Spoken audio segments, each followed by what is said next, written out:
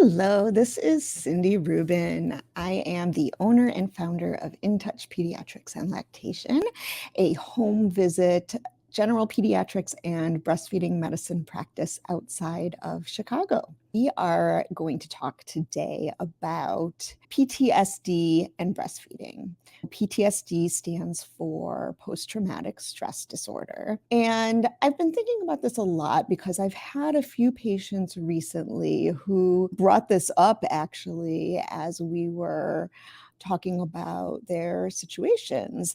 And it really is not uncommon for women who have had a difficult experience breastfeeding with one baby to have a version of PTSD when they are expecting to or hoping to breastfeed their subsequent baby. And this can happen, I think, similarly with birth trauma, birth experiences that did not go the way one expected to and came out feeling like there was some either physical or emotional trauma during a birth experience. This can also lead to PTSD-like symptoms, and they can kind of get pushed under the rug with breastfeeding or with birth experiences. Then this kind of comes back when another baby comes along. So it's something to really be aware of and recognize right off the bat, because there are things that we can do to help minimize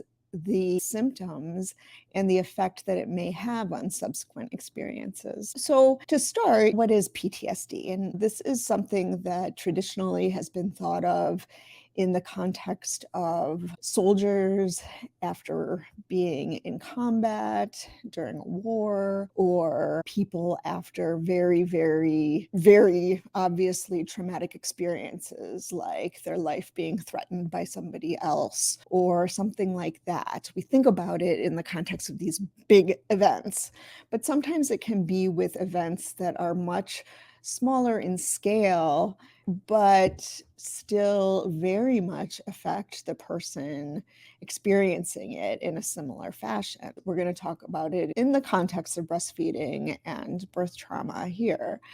And I think the first thing is to accept and recognize that you are going through a difficult experience when it's happening, so that you can start to process it afterwards as quickly as possible and with the right resources to be able to move through it and come out in a place where you are ready to move forward. Let's talk about breastfeeding in particular.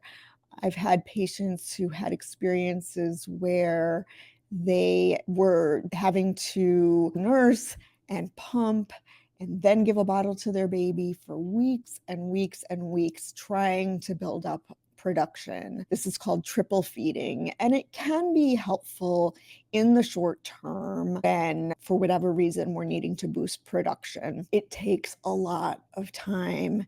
It is hard emotionally and physically on a mother who's doing this. And afterwards, whether it was successful or not, it can leave you feeling like that was traumatic. And you did all of this hard work and perhaps lost all of this time that you could have been enjoying your postpartum journey, but instead we're hooked up with a machine and worried and not having time to take care of you or get the snuggles that you deserve with your baby. And it can be very, very traumatic. And so let's take this situation a little bit further. So let's say this happens to you. Your initial breastfeeding experience with that baby ends at whatever point it ends. Perhaps you are successful and nurse for whatever your initial goals were, but then your baby weans and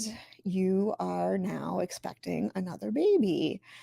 And all of those feelings start to flood back. Am I going to have trouble with production again? Is my baby not going to latch? Am I going to need to do the same thing to reach the same results? And even though you may want to have those same results, remembering how difficult that was can bring back a whole flood of feelings. And so things that a lot of the time people feel with PTSD, there's a lot of different symptoms that may come up. One can be depression, feeling like a failure, feeling a lot of guilt wrapped up in that, feeling anxiety. So in this situation, that anxiety may come up when the next baby is coming, thinking about what happened last time and being anxious that it's going to happen again. There can be some detachment and avoidance of situations. So saying, I don't care about breastfeeding anymore because it was such a difficult experience, when really you know that you do, but you're trying to kind of cover that up to spare yourself having to go through so much pain again. So acknowledging that and working through it is better than just detachment and avoiding the situation, because then that may just pile some more trauma on top of what you've already got. Also having flashbacks to the last experience and potentially detachment even from the baby, because you are caught up still in the emotions that you experienced the last time. And that can cause us to just shut ourselves off and not really bond emotionally with either the baby who is still growing in our belly or the baby once they are out, if we feel that our wall that we've put up to protect ourselves from these feelings is threatened. So recognizing that you have that trauma in the beginning can help you to seek resources to process that. In particular, a therapist, and particularly a therapist who is trained in perinatal mental health, because they just have more experience with these sorts of situations, as well as with some of the intricacies and nuances that may need to be addressed in the context of somebody who is pregnant or postpartum or who is breastfeeding.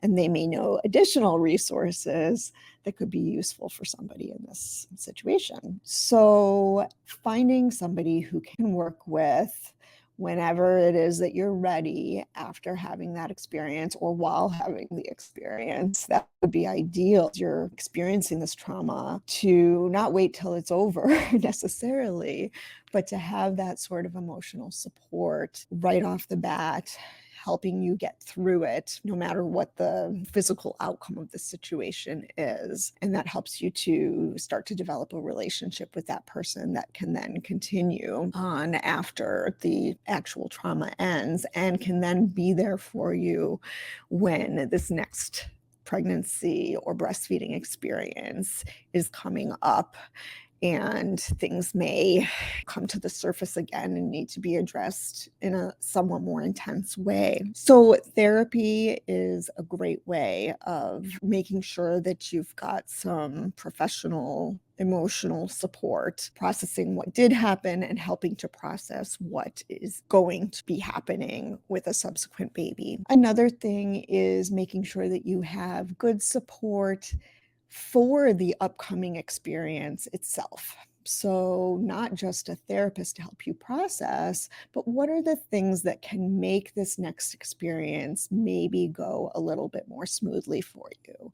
Perhaps if it was birth trauma, the birth experience itself was traumatic in some way for you because it wasn't what you pictured, or there were medical interventions that you didn't expect, or you didn't feel heard by the medical personnel, whatever it may be that caused it. That's the kind of birth trauma that I'm addressing here. I'm talking about things that sometimes people don't realize are truly trauma and can lead to something akin to PTSD. One thing to think about is trying to make sure that you have the support system in place around you in terms of friends and family. This is something that I think during COVID, people went through a different kind of birth trauma than we had experienced in the past, with having to wear masks, which was uncomfortable during our birth process, not being able to have all of the people that you had hoped to have with you in the place where you gave birth because of COVID restrictions, potentially having a baby separated from you because you were COVID positive and they wanted to protect the baby. All sorts of things caused perhaps a greater amount of trauma to be experienced by people during COVID. So making sure that this second time around, when there aren't the same sorts of restrictions, you make sure that you have what you want to have lined up for you in terms of friends and family.